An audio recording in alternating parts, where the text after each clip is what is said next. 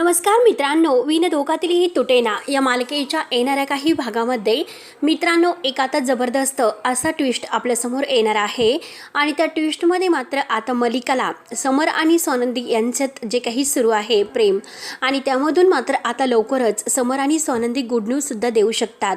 मग आता आदिरा आणि रोहनचा संसार जर मोडायचा असेल तर त्यासाठी मला समर आणि आता हे म्हणजे स्वानंदी आहे या दोघांना वेगळं तर करावंच लागेल. किती काही झालं तरी हे दोघं जर वेगळे झाले तरच आपल्यासाठी बरं राहील आणि तरच आपल्याला या घरामध्ये अगदी हक्काने राहता येईल आणि या घराची मालकीण होता येईल.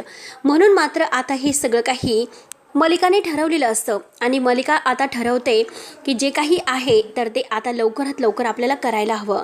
या स्वानंदीला मारण्याचे प्लॅन आपल्याला करायलाच हवे. काही जरी झालं ना तरी स्वानंदी मात्र आता ह्या जगात राहायला नको. जर स्वानंदी गेली तर मात्र आता ह्या समरला त्याचं जगणं अवघड होईल आणि समर जर स्वानंदी नसेल तर मात्र आता ढासळून जाईल. कारण स्वानंदी आहे म्हणून समर आहे.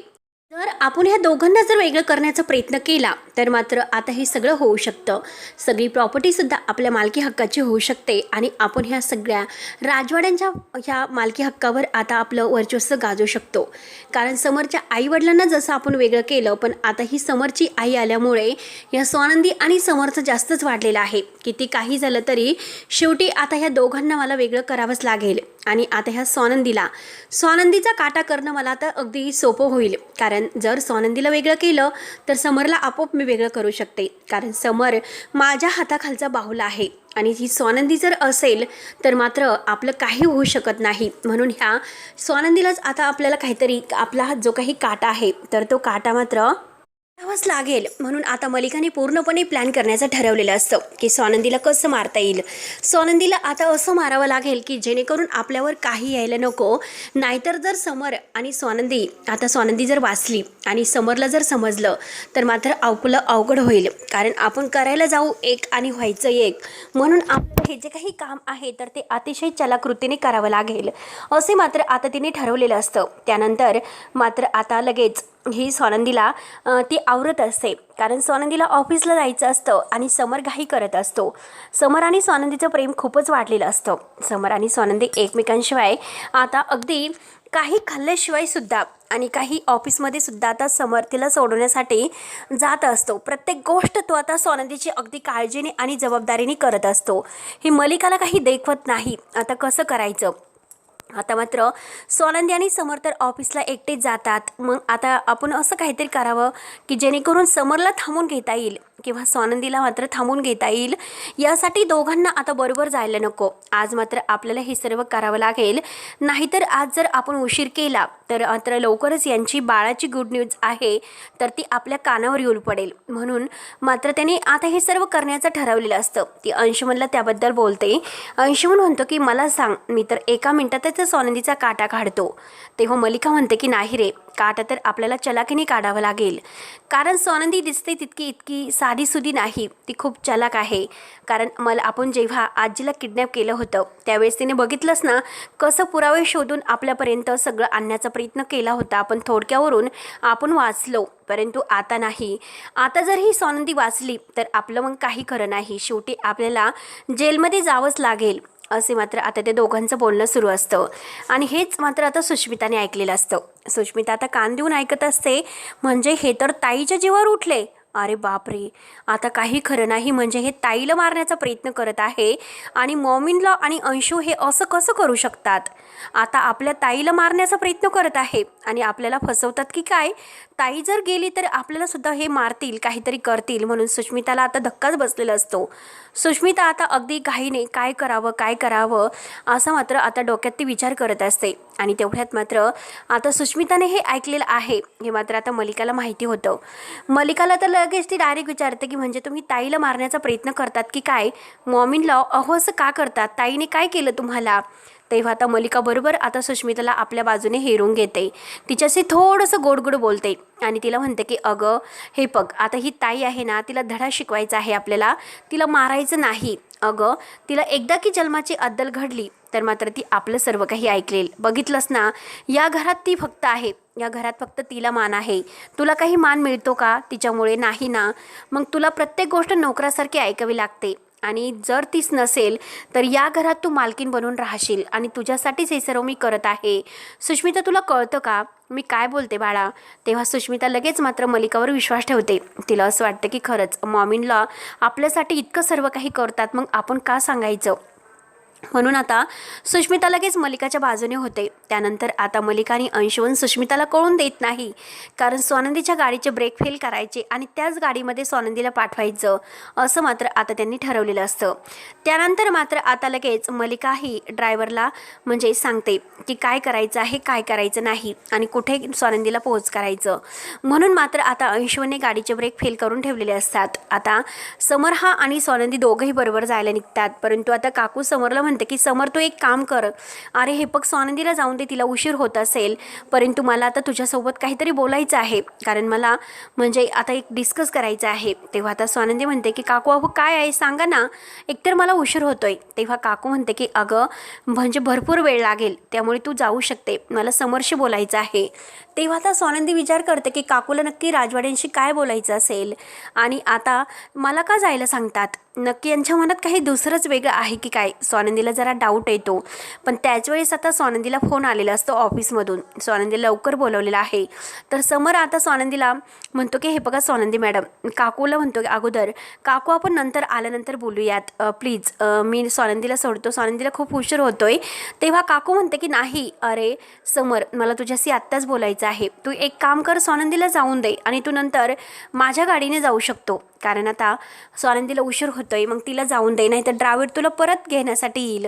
तर आता ड्रायव्हर परत येईल म्हटल्यानंतर आता म्हणजे स्वानंदीला काहीतरी वेगळंच वाटत असतं. तिचा त्या घरातून पाऊल निघत नसतो. तिला काहीतरी आता संकेत दिल्यासारखे होत असतात. नक्की काय संकेत भेटतात आणि आज नक्की काहीतरी वेगळं होणार आहे हे तिला वाटत असतं. तिला भीतीच वाटत असते की काहीतरी आपल्यासोबत असं का घडत आहे. आणि तेवढ्यात तिचा पदर मात्र आता तेथे एका खुर्चीला गुंतलेला असतो आणि ते गुंतलेलं पण पदर आहे. तिला असं वाटतं की राजवाडेंनी आपला पदर धरला की काय. तेव्हा स्वानंदी म्हणते की अहो राजवाडे, तुम्हाला कळतं का, काकूंसमोर तुम्ही माझा पदर धरतात का, असं इतकी थट्टा. तेव्हा समर आता स्वानंदीला म्हणतो की स्वानंदी मॅडम तुम्ही कोणाशी बोलतात, कोणी तुमचा पदर धरला. स्वानंदी मागे वळून बघते तर काय तिचा पदर तेथे अडकलेला असतो. तेव्हा स्वानंदी म्हणते की मला तर आज काहीच कळेनासं झालेलं आहे, माझ्याबरोबर हे असं का घडतात, माझे पाय का थबकतात, मला या घरातून बाहेर का पडूशी वाटत नाही, नक्की माझ्याबरोबर असं काहीतरी होणार आहे का, मला काहीतरी वेगळंच फील होत आहे. तेव्हा काकूला असं वाटतं की ही स्वानंदी चलक आहे, हिला काही समजले तर नसेल ना, ही अशी आज का बोलत असेल.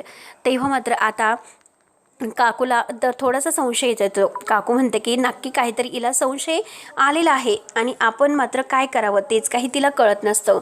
म्हणून मात्र आता ती घाईने सर्व आता हाताळून घेण्याचा प्रयत्न करत असते. स्वानंदीला म्हणते की अगं बाळा तुला काही गैरसमज होत असतील, तू जा बरं, एकतर ऑफिसला जायला उशीर होतो. तेव्हा स्वानंदी म्हणते की हो ठीक आहे. आणि काकू मला एक कळत नाही की आज तुम्ही मला काढून देण्याची इतकी काही काय करता, तो नक्की तुमच्या मनात काही आहे की काय. तेव्हा मलिका काकू म्हणते की तू कायम माझ्यावर संशयच घेत असते, असं का करते ग स्वानंदी, तुला काय मी अगदी का वाटत असते, मी व्हिलन आहे का. तेव्हा स्वानंदी म्हणते की तसं नाही, परंतु आजकाल मात्र जास्तच खणके दणके मी खाल्लेले आहेत, तुमच्याकडून तर खूप काही शिकलेले तर आहे, कारण कुणाशी कसं वागायचं, कुणाला कसा आता हे हँडल करायचं हे तुम्हाला चांगलंच जमतं, त्यामुळे माझा मात्र तुमच्यावर विश्वास नाही, मी स्पष्ट सांगते. तेव्हा आता काकू मनात म्हणते की हो का, आता मात्र तुला लवकरच कळेल की आता हा विश्वास कसा आहे, बघूयात आता नक्की काय होतं. म्हणून मात्र आता लगेच काकू मनाशी हसत असते. आता घाईने स्वानंदी मात्र आता गाडीमध्ये जाऊन बसते, परंतु परत ती आपल्या घराकडे मागे वळून बघत असते. आणि तेवढ्यात मात्र आता ड्रायव्हर तिला म्हणतो की चला मॅडम. तेव्हा स्वानंदी गाडीमध्ये बसते आणि स्वानंदी आता पुढे काही क्षणातच येता क्षणी आता स्वानंदीच्या गाडीचे ब्रेक फेल असल्यामुळे ब्रेक काही लागत नसतं. आता स्वानंदी समरला फोन करण्याचा प्रयत्न करत आहे, गाडीचे ब्रेक काही लागत नाही. समर आता त्याला टेन्शन आलेलं असतं. समर म्हणतो की असं कसं होऊ शकतं, आणि काकू तू असं का करते ग, तू का स्वानंदीला जाण्याची घाई करत होती, स्वानंदीच्या गाडीचे ब्रेक फेल आहे आणि ते कोणी केलं असेल, नक्की काय झालं असेल, म्हणून समरला टेन्शन येतं. आणि तेवढ्याच स्वानंदी मात्र आता समरशी बोलता बोलता गाडी एका मोठ्या झाडावर जाऊन आदळते. आणि आता ड्रायव्हरला तर खूपच लागलेला असतो, तो तर म्हणजे बेशुद्धच पडलेला असतो आणि स्वानंदीच्या डोक्याला जबर लागलेलं असतं. स्वानंदीला मात्र वाटतं डोक्यातून आता रक्त वाहत असतं. स्वानंदीचं रक्त मात्र ती रक्ताच्या थारोळ्यात पडलेली असते. आता ती राजवाडे राजवाडे करत असते आणि तेवढ्यात ती बेशुद्ध होते. परंतु आता फोन सुरूच असतो. तेव्हा आता समरला समजतं की नक्कीच स्वानंदीला काहीतरी झालेलं आहे. तेव्हा तो स्वानंदी करत असतो, परंतु तिकडून आवाज येत नसतो. आणि आता समरला मात्र खूप मोठा धक्का बसलेला असतो. त्याच्या पायाखालची जमीन सरकते. तो म्हणतो की असं होऊच कसं शकतं, गाडीचे ब्रेक कसे फेल झालेत आणि स्वानंदी मॅडमने मला फोन करून सांगितलं होतं, मी ऐन वेळेस जायला हवं होतं, त्यांना थांबवायला हवं होतं. आणि काकू तुझं असं काय महत्त्वाचं काम होतं, तुम्हाला इतकं अडवून घेतलं. तेव्हा आता काकू म्हणते की अरे झालं तरी काय. तेव्हा आता लगेच समोर म्हणतो की स्वानंदीचा खूप मोठा ॲक्सिडेंट झाला. हे बघता क्षणी काकू लगेच आता रडण्याचं नाटक करायला सुरुवात करते. आजीला तर फार मोठा धक्का बसलेला असतो आणि त्याहूनही समर रडतच मात्र आता त्या घटनास्थळी येतो. स्वानंदीला घाईने उचलतो आणि तिला म्हणजे गाडीमध्ये टाकून तिला आता हॉस्पिटलला घेऊन आलेला असतो. स्वानंदी जीवन मरणाच्या दारात असते. तिच्या डोक्याला आता मार लागलेला असतो, परंतु वाचेल की नाही अशी डॉक्टरांनी शक्यता सांगितलेली असते. पण घाईने आता रक्त वाया गेल्यामुळे आपल्याला लवकरात लवकर ब्लडची अरेंज करावं लागेल. काही झालं तरी ब्लड त्यांना द्यावंच लागेल. म्हणून समर आता देवाशी प्रार्थना करतो, काही कर देवा, पण माझ्या स्वानंदीचा जीव वाचव. तेव्हा आता काकू म्हणत असते की अरे समर काही होणार नाही. काकू तर मनातून देवाला हात जोडते. एका पर्ची ही गेली तर बरं होईल. मी तुला देवा पेड्यांचा नैवेद्य वाहील, तुला खूप काही पेढे तुझ्या चरणी वाहील, 1.25 किलो पेढ्याचा प्रसाद वाहील, असं म्हणून अनेक नवस ती बोलत असते. पण आता समर देवाला नवस करतो की माझ्या स्वानंदीला सुखरूप वाचव. त्यांनी कधी आत्तापर्यंत कुणाचं काही बिघडवलेलं नाही. त्यांना सगळं काही व्यवस्थित होऊन दे. त्यांना मात्र आता लवकरात लवकर बरं होऊन दे. देवा मी काही करायला तयार आहे, परंतु माझ्या स्वानंदीला वाचव. म्हणून समर ढसाढसा रडत असतो आणि आजी त्याला आता आधार देत असते की हे बघ आपली स्वानंदी चांगली आहे, तिला काही होणार नाही. हे बघ समर, तू काही काळजी करू नको, लवकरात लवकर स्वानंदी ठणठणीत बरी होईल. आणि तेवढ्यात मात्र आता स्वानंदी आतमधून राजवाडे असा आवाज देते, कारण आता स्वानंदीला शुद्ध आलेली असते. पण स्वानंदीची तब्येत क्रिटिकल असते, कारण अजूनपर्यंत डॉक्टरांचे काही चेकअप वगैरे आहे तर ते करायचं बाकी असतं. पण तरीसुद्धा देवकृपेने आता स्वानंदीला शुद्ध आलेली आहे. तेव्हा मित्रांनो, आता काकूचा प्लॅन जरी फसला असला पण तरीसुद्धा मात्र स्वानंदी काकूच्या विरोधात कसं आता सगळं काही पुरावे शोधते आणि लवकरच मात्र आता काकूला जेलच्या आड शिक्षा भोगायला कसं पाठवते हे बघणं खरंच खूप इंटरेस्टिंग ठरणार आहे. तेव्हा मित्रांनो, पुढे नक्की काय होतं हे बघायला विसरू नका. तोपर्यंत धन्यवाद.